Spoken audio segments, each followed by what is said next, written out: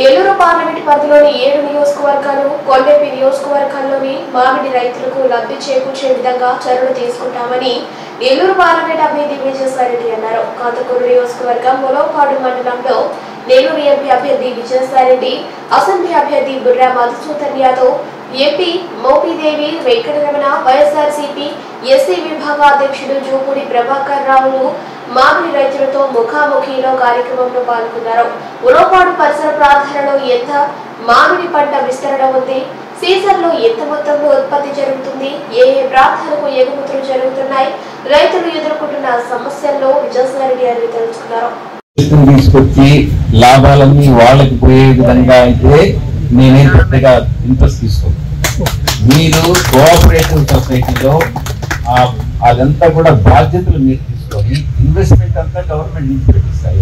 Government, central, state government దాన్ని సక్రమంగా నడుపుకునేటట్టుగా groupism లేకుండా, నాకు గ్రూప్స్ ఇంకా కానీ చెప్పాలనంటే తర్వాత కొద్ది రోజుల తర్వాత రెడ్డి గ్రూప్, కమ్మ గ్రూప్, అయిపోతాయి. అట్ట కూడా కాకూడదు. సో ఆ రకంగా గ్రూపులు కాకుండా ఫార్మర్స్ అందరూ ఏకతాటి మీద నిలబడి మొత్తం దాన్ని విజయవంతం చేసుకుంటారనంటే ఫుల్ సపోర్ట్ చేసి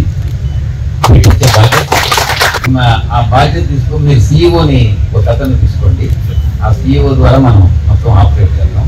పరిశోధనా కేంద్రంకి మీరందరికీ ఒక రిప్రజెంటేషన్ పెట్టి అందరు ఫార్మర్స్ అందరూ సంతకం పెట్టి నేము, సంతకం, వాళ్ళ ఫోన్ నెంబరు, అంటే ప్రాపర్ గా ఇది మంచి కరెక్ట్ రిప్రజెంటేషన్ ఏదో ఊరికే తయారు చేస్తున్నట్టుగా మీకే మీలో ఒక 4-5 కానీ ఢిల్లీకి వస్తే ఎలక్షన్ అయిపోయిన తర్వాత నెక్స్ట్ గవర్నమెంట్ ఫామ్ అయిన తర్వాత ఫుడ్ మినిస్టర్ ఎవరైతే ఉంటారో, ఫుడ్ ప్రాసెసింగ్ మినిస్టర్ ఎవరి దగ్గర అయితే మినిస్టర్ ఉంటారో అపాయింట్మెంట్ ఫిక్స్ చేసి మీ దగ్గర నుంచే రిప్రజెంటేషన్ అంతా డైరెక్ట్ చేసి అది ఆ పరిశోధన క్షేత్రం, అంటే ఇది సైన్స్ అండ్ టెక్నాలజీ మినిస్ట్రీకి పోతే ఫుడ్ ప్రాసెసింగ్ మినిస్ట్రీకి పోతే అది కనుక్కొని ఏ మినిస్ట్రీకి పోతుందో ఆ మినిస్టర్ దగ్గర అపాయింట్మెంట్ తీసుకుంటాను. అక్కడ రిప్రజెంటేషన్ ఇచ్చి ఒక రీసెర్చ్ సెంటర్ కూడా పెట్టే ఏర్పాటు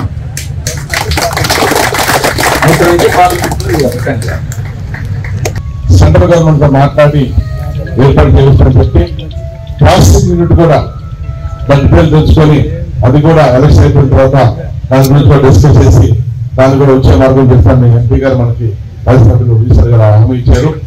చాలా సంతోషం. అందరూ కూడా గమనించాలి. మీ అందరి కోసం విజయసాయి రెడ్డి గారు 4-5 రోజుల నుంచి కూడా ఏర్పాటు చేయాలి.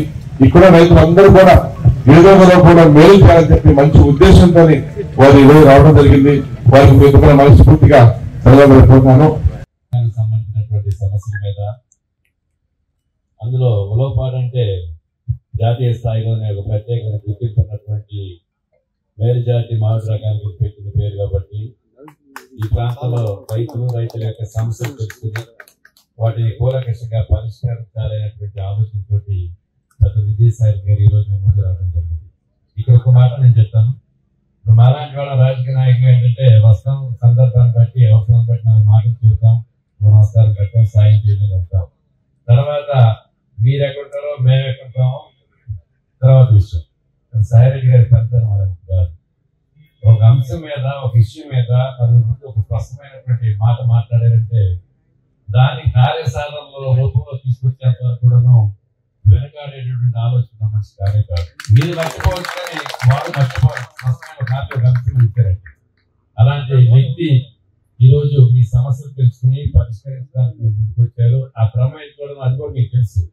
మరి నెల్లూరు పార్లమెంట్ సభ్యులుగా వారు పోటీ చేసే క్రమంలో ఈ ప్రాంతంలో ఉన్న సమస్యలు, రైతాంగ సమస్యలు, వాటిని పరిష్కరించాలంటే ఏ విధంగా అడుగులు ముందుకు వేయాలనే దాని మీద ఆయన చేసిన ప్రయత్నాల్లో ఇది ఒక చక్కటి ప్రయత్నం. తప్పనిసరిగా మీరు లేవనెత్తినటువంటి ప్రధానమైన అంశాలు ఏవైతే రీసెర్చ్ ఇన్స్టిట్యూట్ అలాగే ప్రాసెసింగ్ యూనిట్ పెద్ద కష్టంతో కూడిన పనులు కాదు. సాయిరెడ్డి గారు కొంచెం దృష్టి పెట్టి తప్పనిసరిగా మీ వంతు సహకారం మీరు అందించండి.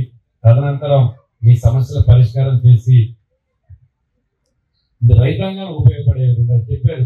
మిడిల్ మ్యాన్ గ్యారెంటీ కాకుండా రైతులకు ఉపయోగపడేటువంటి అంశాల మీద నేను దృష్టి పెట్టడం ఏదైతే చెప్పారో ఆ దిశగా మీ అందరూ కూడా మంచి జరుగుతుందని చెప్పి ఆశిస్తూ సెలవు.